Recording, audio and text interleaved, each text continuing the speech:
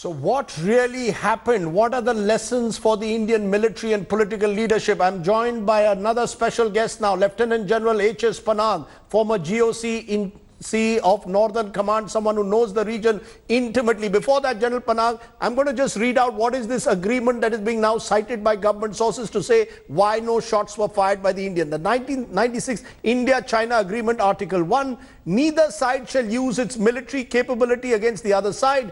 Article 6, neither side shall open fire or conduct a blast or hunt with guns or explosives within 2 kilometers of the LAC. If the border personnel of the two sides come face-to-face situation, they shall exercise self-restraint and take all necessary steps to avoid an escalation of the situation. Now, General Panag, given that agreement, how do you read the situation in the ground, the manner in which our soldiers were brutalized? The government says they were armed, but that perhaps they could not use the firearms because of these agreements. Do you see this as a Chinese betrayal, or do you believe, as some are saying now, it's a failure of the military and political leadership, a miscalculation? Firstly, about the statement of the Minister of External Affairs. Yes. He has said that the soldiers were carrying arms, and as per protocols signed of 1996 and 2009, firearms are not to be used. Yes. The second part of his statement is really not correct, because the protocols say that maximum restraint should be exercised, and when soldiers confront each other, firearms should not be used. So there is no restriction on carriage of firearms to the meetings, but maximum restraint should be there, and when they confront each other, firearms should not be used.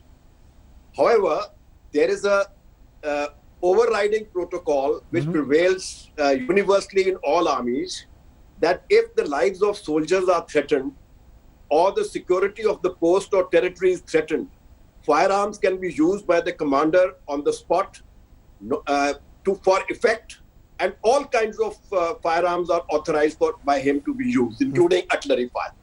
Now, that is as far as the protocols and the orders are concerned. Now, coming to the issue of, you see, it is time for the military and probably also for the government to clarify the exact circumstances in which this episode took place. Because in absence of formal statement by the military, by the army, all kinds of rumors are floating around. Some say that the soldiers were unarmed, and the soldiers that went to help them were armed. Some say that they were totally unarmed, and there are other rumors floating around which say that actually firing took place. Some of the soldiers have got gunshot wounds, and some of them even have got artillery fire injuries. So all kinds of rumors are floating around, and if they were carrying arms, as the Minister of External Affairs says, then I'm in fact amazed that an officer of the seniority of a commanding officer would not use the firearms in the circumstances that they happened. There's something amiss here.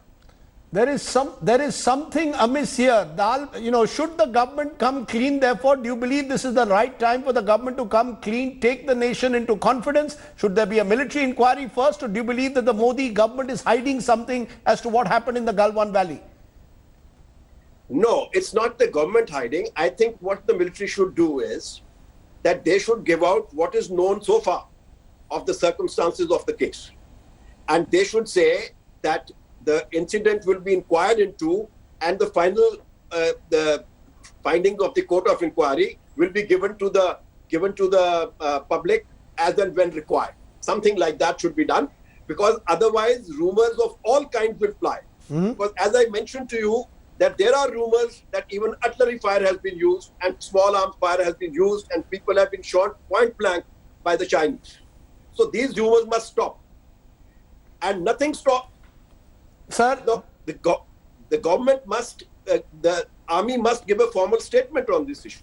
These are very important statements, and I want to reiterate to our viewers, you are someone who served extensively in the region. Do you believe there was a complete misreading of the situation then? Because there are those like you who've been saying for weeks now that the Chinese have entered our territory, taken over land that we believe is ours, and have come in for a proper operation. Do you believe, therefore, that the government should not live in denial about what happened and respond to that, accept what happened, and accept that this is a full-fledged intrusion into Indian territory, not just some border conflict, but something much deeper?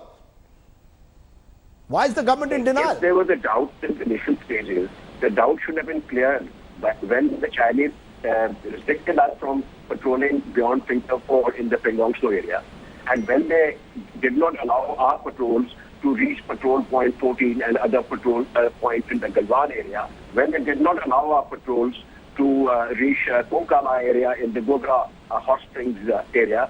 So it was very clear within days that the Chinese have a different intent. It is not a routine border incident.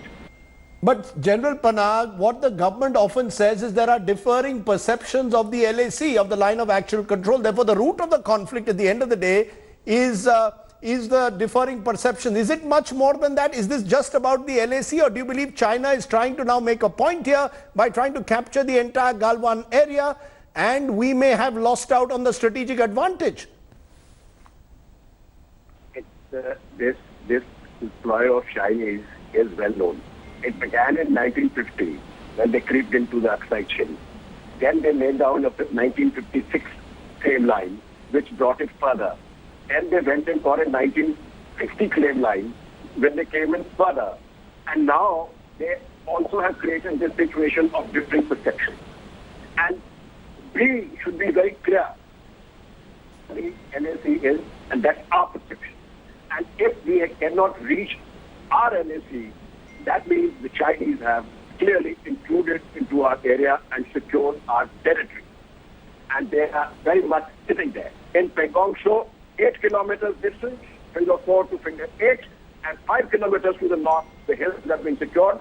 Today, the open sources of intelligence are posting satellite imagery on social media showing that the hills are cluttered with Chinese positions and the heights to the north of Pengongso. 40 square kilometers down there. Same situation exists in Gogra and Hot Springs area. Yet, about Galwan River, there seems to be a doubt. But militarily, if I was from, I'm a PLA commander. If I have to dominate the TBO road, then then I would like to secure the heights to the north and to the south. And if the Chinese have not secured it, my next question is, why have we not secured them? You know, you are raising very, very important questions again, General Panag. How do we restore the status quo ante, though? How do we restore the pre-April status if the Chinese, as you are saying, have intruded deeply both in the Pangong area and the Galwan Valley? Do you believe disengagement will actually lead to the Chinese leaving these areas at all? Disengagement is separation of troops. It is not going out of an area. So let's be very clear on that first. So the agreement then has to be that they have to leave the area and withdraw completely to restore status quo entire April 2020. Disengagement is only separating the troops. That's part one. Number two is that how do we restore it now? This incident, as it has come as a shock to us, would also have come as a shock to the Chinese. Because, for whatever reason, by design or default, they also have suffered a large number of casualties. And the unconfirmed figures are 43. And there are many versions floating around. So this incident would have imposed caution and on China also. In my view, it is an opportunity for opening diplomatic negotiations. We must, for the moment, swallow the bitter pill of the loss of these soldiers in a horrendous manner, unprecedented in our history. But we should swallow a bitter pill for the time being and open negotiations and use this incident and what has happened to pressurize China and in the international forums to come to agreement to restore status quo anti-April 2020 and not only that, but to demarcate the LAC. This is option one. The first and probably the most good option that is there. And the next option is, if this does not work, Yes. then, in my view, for sake of national pride, for the sake of the soldiers who have been killed in action, and our humiliation that has taken place on the in the eastern Ladakh, we must take military action. But with a cool mind. You do not rush into military operations just like that for vendetta and retribution. That is not strategy. Emotions do not compensate for strategy. Strategy is made with a cool mind. We have the capability to get our areas back, or through some other measures elsewhere. And we should do it at the time and place of own choosing. To respond immediately with a rush of blood is a military folly. And we do it against Pakistan, even there we shouldn't do it. Why do it when the person is expecting that you are going to do it? Right. Why not do it 3 months later, 6 months later, when he's not expecting? Do it. So we must use the military option as a last resort, and we must do it at the time and place of our own choosing.